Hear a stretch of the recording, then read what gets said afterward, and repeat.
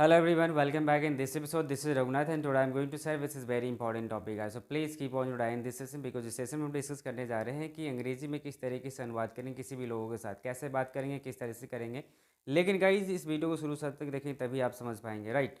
सो पहला स्टेप हम बात करने वाले हैं यहाँ पे आईएनजी। अगर आपको आईएनजी अगर आता है तो यहाँ पे कहीं से ज़्यादा ये डिस्कशन करने के वाले ज़रूरत नहीं है। आईएनजी मतलब सिंपल सी बात, वही जो काम चल रहा है जब तक वो काम खत्म नहीं होता है तब तक उसे हम क्या बोलते हैं। आपको ऑलरेडी मैंने बता चुका है, कई सारा वीडियो भी आपको अपडेटिंग करके हमने बताया था, लेकिन फिर भी हम इसमें बात करने वाले हैं।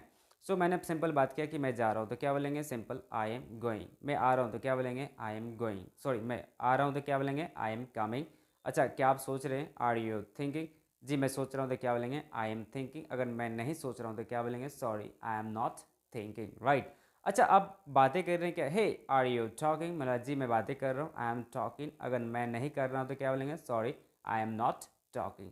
तो ये रहा, मैंने आपसे सवाल पूछा, आपने आई यू और यू के बारे में, लेकिन आपसे मैंने सवाल पूछा कि नहीं थर्ड पार्टी के बारे में, यानी किसके बारे में, ही और सी के बारे में। मतलब हे क्या वो जा रहा है, इज ही गोइंग।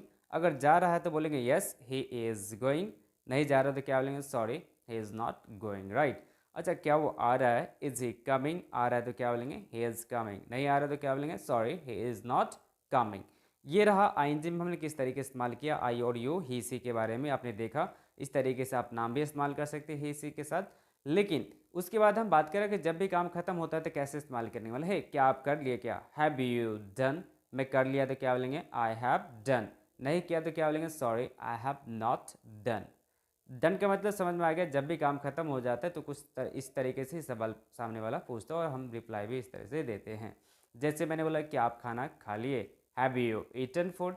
आपने बोला जी मैं खाना खा लिया, आई हैव ईटन फूड। इसका मतलब समझ में आ गया होगा, यहाँ पे भी थ्री हम इस्तेमाल कर रहे हैं, राइट। अच्छा, मैंने आपसे बोला हे क्या आप लिख लिए, हैव यू रिटन। आपने बोला जी मैं लिख लिया, आई हैव रिटन।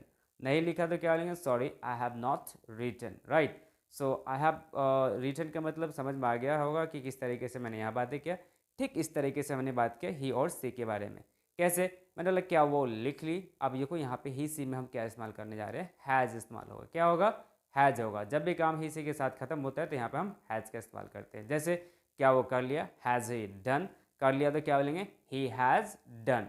जैसे क्या वो खाना बना ली, हैज़ सी मेड फूड। बना ली तो क्या बोलेंगे, सी हैज़ मेड फूड।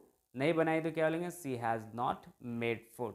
सो आपने देखा कि इस तरीके से हमने यहाँ बातें किया। इस तरीके से 3-4 स्टेप आप जो है ना अपने पेन कापी पर लेकर बैठे और प्रैक्टिस करें। सारे स्ट्रक्चर आपको नीचे डिस्क्रिप्शन में दिया गया है और साथ ही आप अलग अलग वीडियोज भी हमारे देख के आप अच्छे से प्रैक्टिस करके एक अच्छा खासा स्पीकर इंग्लिश का बन सकते हैं। उसके बाद हमने बात किया प्रेजेंट सिंपल में किस तरह से हम बातें करते हैं आई और यू के साथ में, राइट।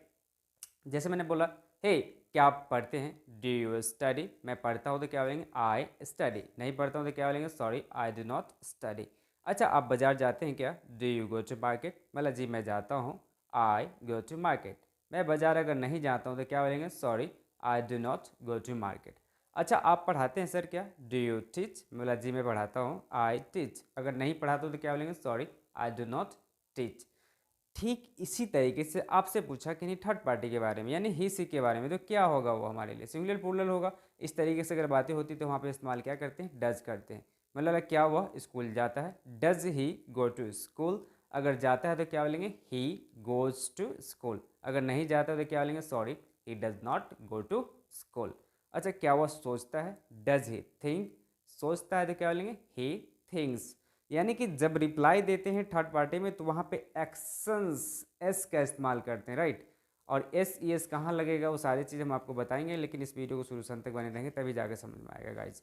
सो आपको हम बताएंगे कि एस कहाँ लगेगा, ई एस कहाँ लगेगा। तो गाइज एस लगता है वहाँ पे जहाँ पे मतलब सारी चीज़ होगा वहाँ पे, लेकिन ई एस कहाँ लगेगा, जहाँ पे ओ होगा, डबल एस होगा, सी एच होगा, एस एच होगा, आई होगा, वाई होगा, इस जगह पे जो है ना आई ई एस में चेंज होकर ई एस लगता है। तो आपको समझ में आ गया होगा किस तरह से हमने बातें किया। सो गाइज इस तरह के वीडियो को हम जिस तरीके से हम आपको बताए हैं इस तरीके से आपको क्या करना है, प्रैक्टिस करना है। जब तक दे दीजिए इजाज़त, बाकी अगले एपिसोड में कई सारा टिप्स आपको हम बताएंगे जहाँ पे हमारा होगा पास्ट होगा, फ्यूचर होगा और कई सारा अहम होगा जिसके थ्रू आप जो है ना एक बेसिक कंसेप्ट के थ्रू आप एक अच्छे खासा अंग्रेजी बोल सकते घर बैठे।